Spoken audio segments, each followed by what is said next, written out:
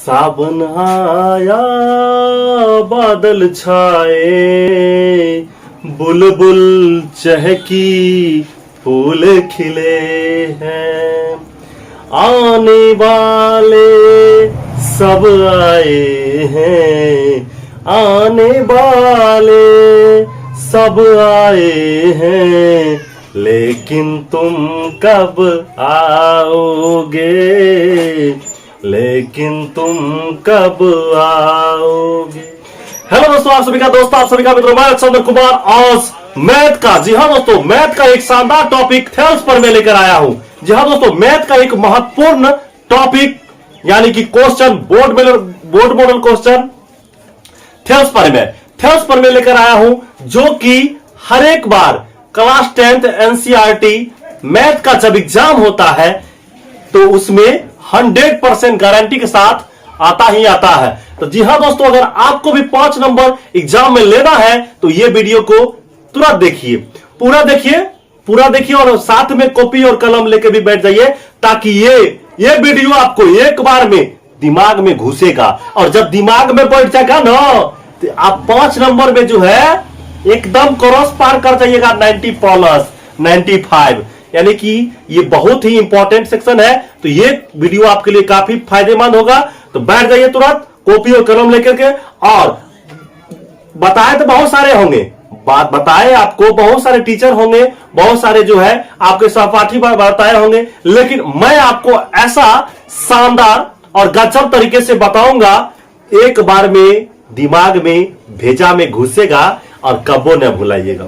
जी हाँ दोस्तों, चलते हैं शानदार लेसन को शानदार तरीके से हम लोग पूरा करेंगे। अभी तुरंत जस्ट देखिए, कहता क्या, यदि किसी यानी कि थेल्स प्रमेय का जो है, थेल्स प्रमेय का स्टेटमेंट है क्या कि यदि किसी त्रिभुज में एक भुजा के समांतर रेखा खींची जाए तो अन्य दो भुजाओं को समान अनुपात में विभाजित करती है।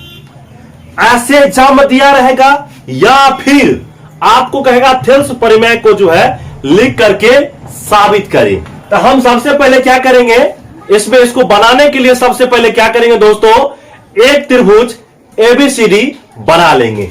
एक त्रिभुज एबीसीडी बना लेंगे हम, यानी देखिए ए बी सी, एक त्रिभुज बना लिए। अब देखिए, यानी कि यदि किसी त्रिभुज में एक भुजा के समांतर रेखा खींची जाए, ए भैया समांतर बने कबो ना एक दूसरे का मिलान होगा, ठीक है, और उसके दोनों के बीच का जो है वह डिस्टेंस होगा, दूरी होगा, एकदम नियत होगा, निश्चित होगा। जैसे मान लीजिए हम एक समांतर रेखा यहां पे खींच देते हैं, यानी ए बी सी त्रिभुज है, इसको हम डी और इसको ई बिंदु ले लेते हैं।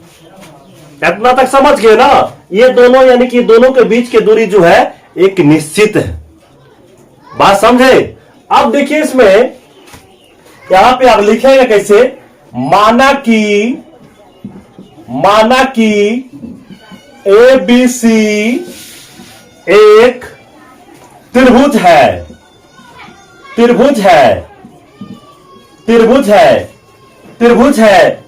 ठीक है। अब देखिए इसमें त्रिभुज तो मान लिए एबीसी, और इसमें क्या कहा भैया कि अन्य दो भुजाओं की, यानी कि एक भुजा के समांतर रेखा खींची जाए, मतलब क्या, दिया हुआ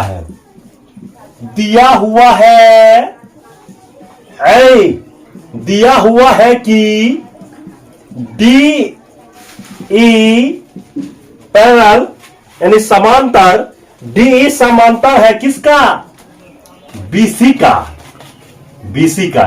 इतना है, ये समझने में दिक्कत नहीं ना, इतना चीज हम लिख लिए। अब आपको करना क्या चीज है, तो हमको सिद्ध करना है क्या चीज है, तो हमें सिद्ध करना है कि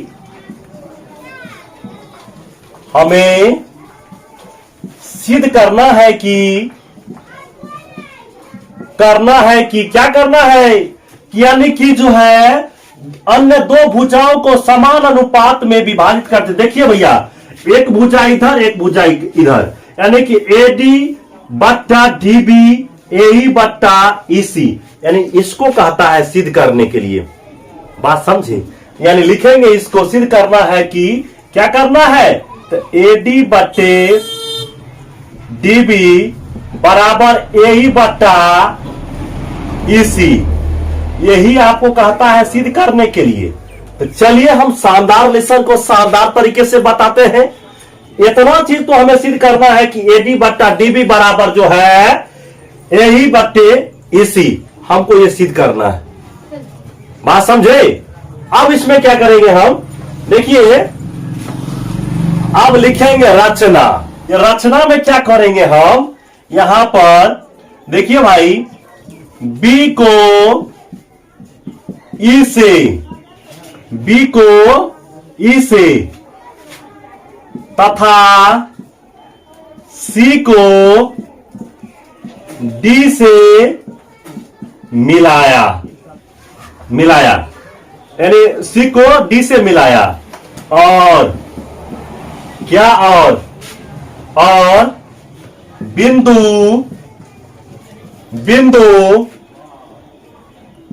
ई से ईएन लंब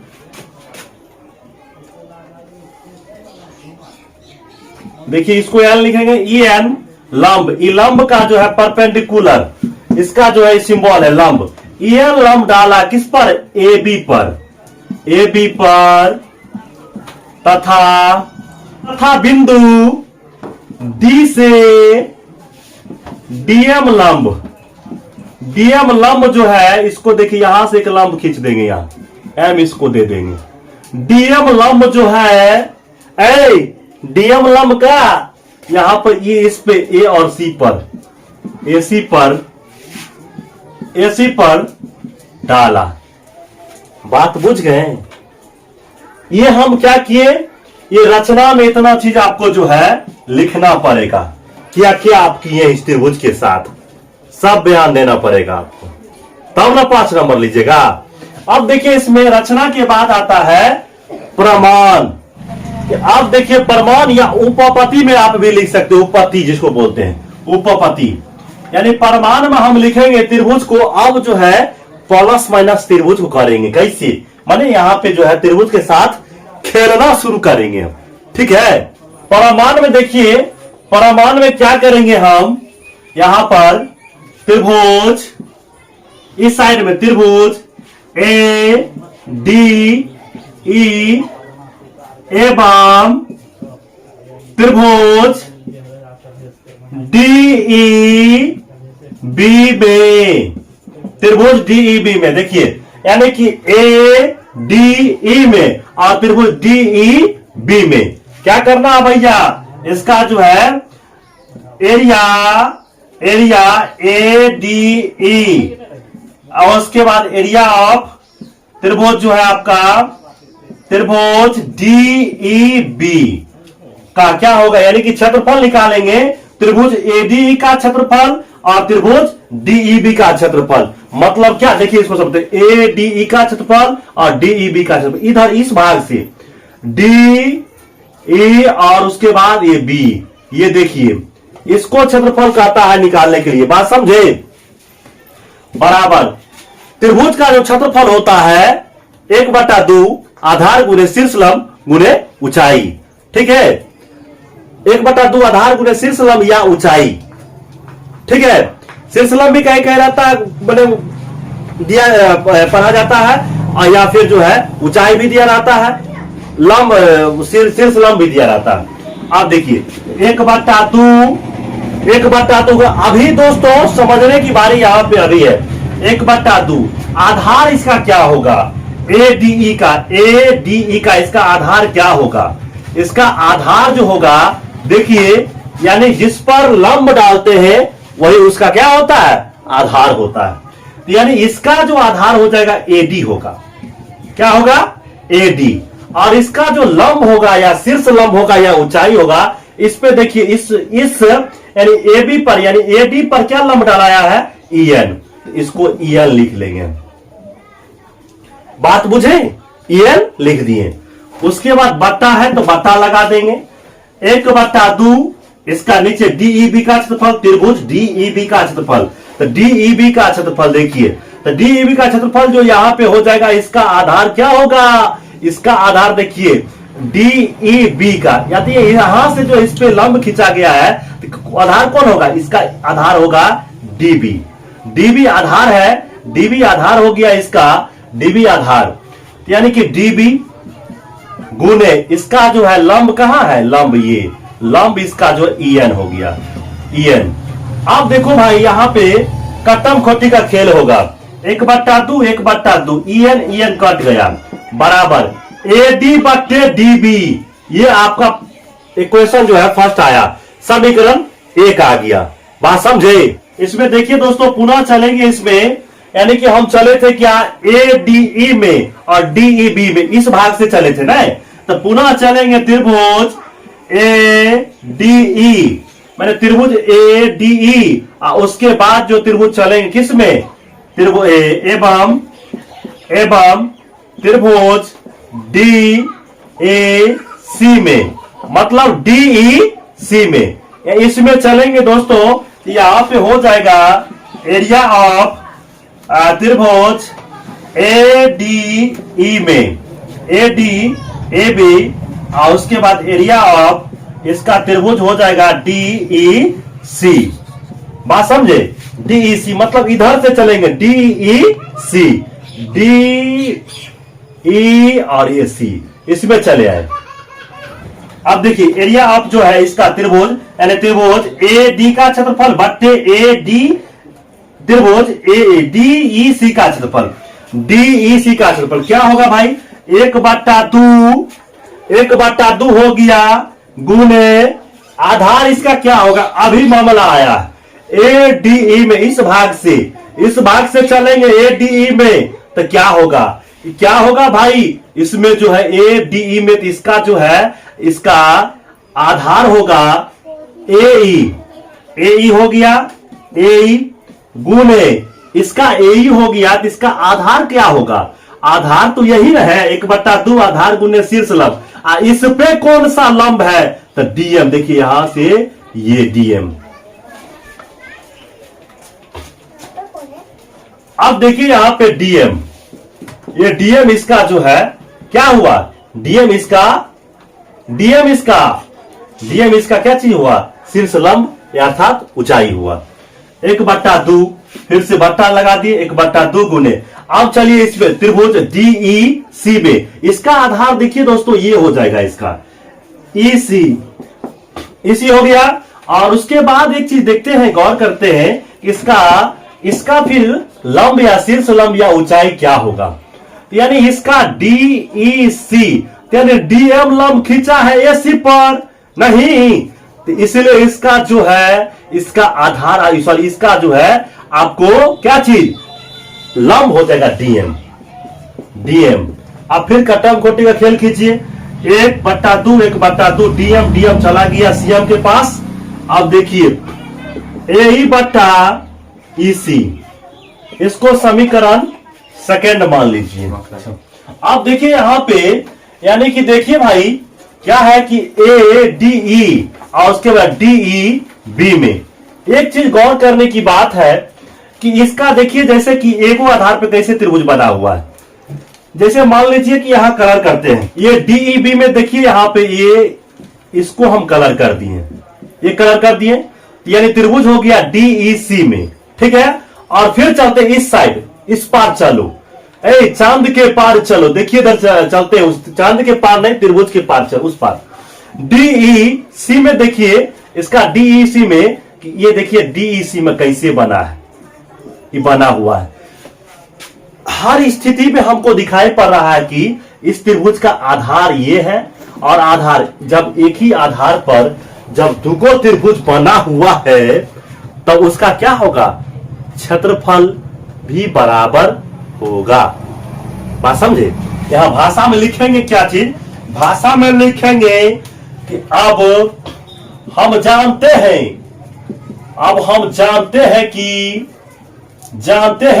क्या जानते हैं, जब दो त्रिभुज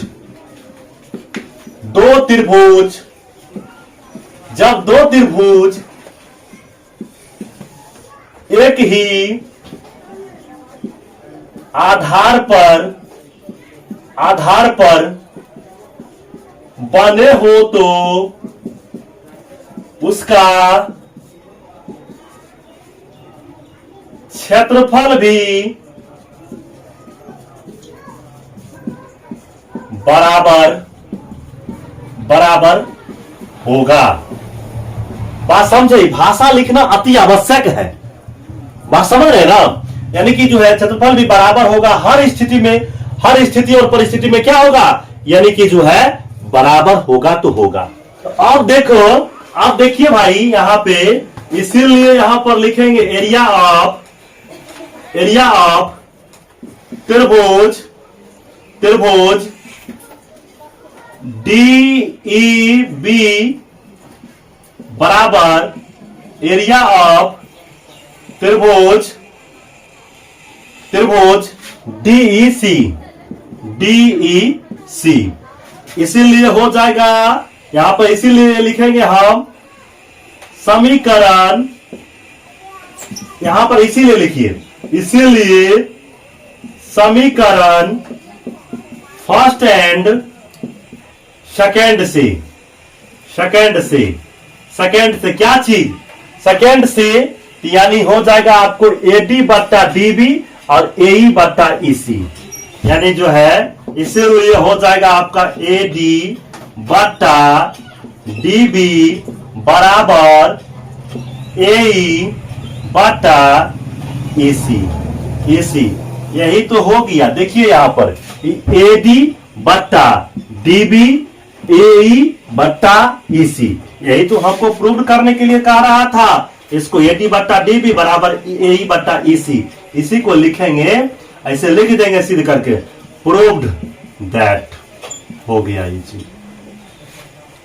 बात समझे? ये हमारा छोटा वीडियो दोस्तों कैसा लगा? अगर आपको अच्छा लगा होगा तो एक वीडियो को लाइक कीजिएगा, लाइक कीजिए और अपने दोस्तों के साथ शेयर कीजिए, जरूर शेयर कीजिए, और तो और कमेंट करना भूलिएगा नहीं। फिर मिलते हैं नेक्स्ट वीडियो में। आज के लिए इतना ही। जय हिंद।